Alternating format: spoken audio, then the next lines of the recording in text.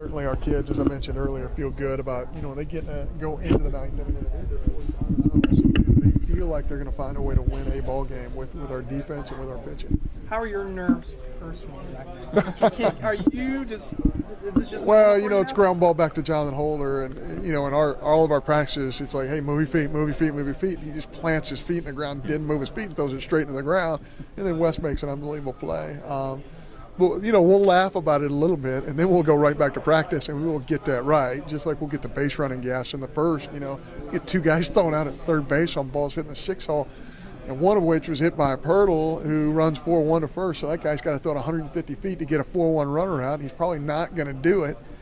So I feel like we gave them some outs. We're really going to shove another run on the board there in the first, but we just, we're a little amped up.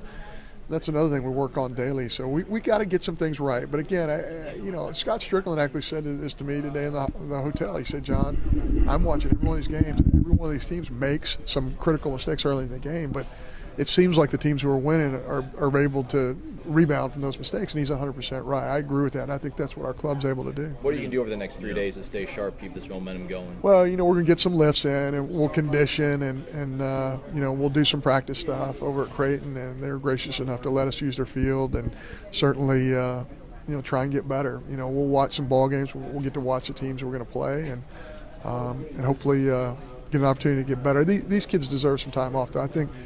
I really think these two ball games have, even though there's an off day in between them, they're probably going to be a little dead when they get up tomorrow morning. We got to move their feet, get that lactic acid out of their system, and move this thing forward to Friday. I think it's the 85 club, maybe one of the greatest teams in the history of college baseball. But if you take that club, I've been very, very fortunate. You're talking about being in the right place at the right time. I've been part of 3 of the 4 50-win seasons at Mississippi State, and that's called being with the right people at the right time.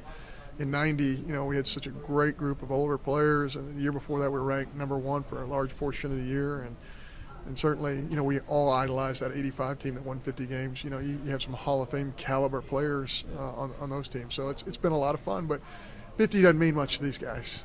Trying to win a ring is what they're all about, and that's why we love them so much.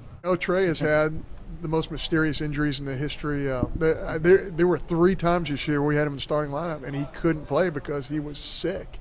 Literally vomiting in our locker room. So he's had some horrendous luck with his eyes, with being sick and fever and stomach and pulled muscle, and he had a sports hernia surgery. He has just had a ton of things that he's had to go through, but he's just a really tough kid, and he's an animal in the weight room. He's an outstanding student. He just keeps working at it, and that's what you got to have. You got to have a group of guys like that to get here and to be. He's still not seeing a 2020. No, he's not. He's wearing his glasses, can't get his contacts in there. He's all red-eyed. And you just, as a coach, when you're trying to evaluate, hey, who can do what, and you're going, wow, can this guy see? I think I can. It's been difficult, but nobody's worked harder than that young man, and he deserves to have these types of moments. I think you're 20-7 now in postseason games dating back to that Atlanta Regional in 2011. It's huge, and I think it just speaks to the character of our kids. They just want to win. They will do whatever it takes to win. They're not going to back down, and they know that we have a whole bunch of little components that goes into it. And they a lot of it's belief. They believe we're going to win the baseball game. Jonathan Holder came to us as a starting kid out of high school. Everybody wants to be a starter out of high school. We knew he had a great breaking ball, and I'd seen him in Gulfport in the recruiting process, and I knew the breaking ball was going to play. I didn't know to what level. He's 88, 90, 92 in high school, pretty straight. But those two things, the way he adds and subtracts with his breaking ball and his fastball, he's become a dynamic, 1 or 2 inning guy at the end of ball games for us.